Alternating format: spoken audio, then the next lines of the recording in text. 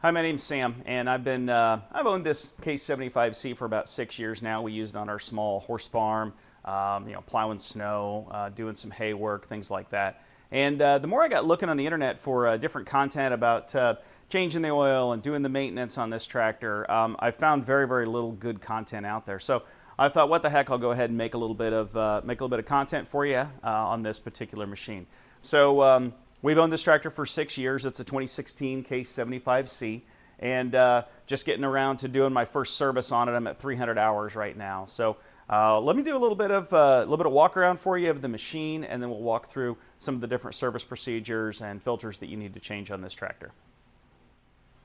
So let me start off with just a quick little walk around of the machine. So Case IH Farmall 75C, it is a 74.9 horsepower tractor, which is why we don't have DEF in this machine.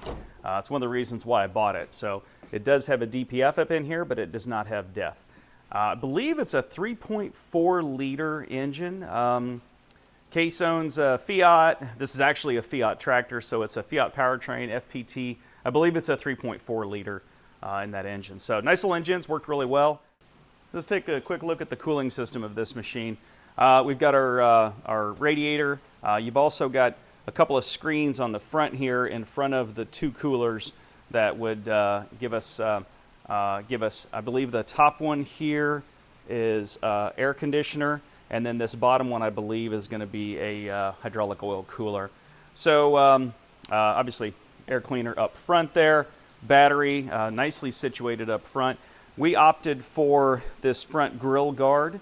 In case we were loading some bales and accidentally bumped into something, we wanted to protect that grill. Of course, tractor's got a cab, heat and air in there. Really nice cab, and I always get a kick out of these small tractors. I mean, literally, they're all cab.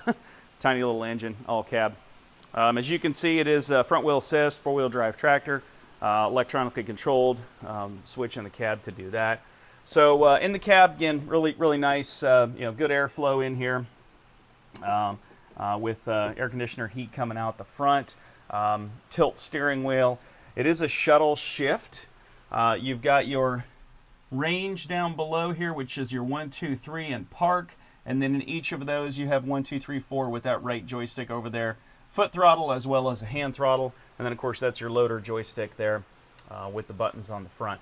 So really nice, comfortable seat. Cab needs cleaned out a little bit.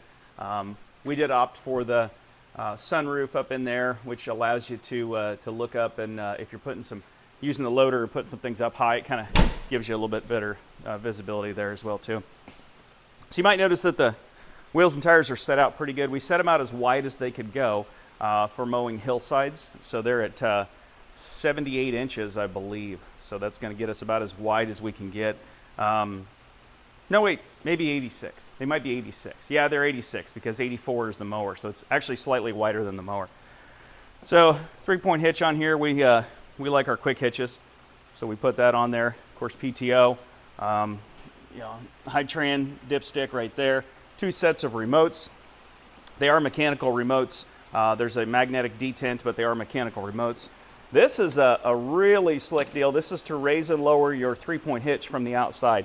Just a simple mechanical lever, but while you're out here hooking up your mower, it is really easy to go ahead and put that on there. Of course, tractor did come with a loader, so you can see I got my quick attach hydraulics in there. I went ahead and took this right seat off, or the right step off just temporarily for something I was working on, and you can see that the loader pins hook up right in there as well too.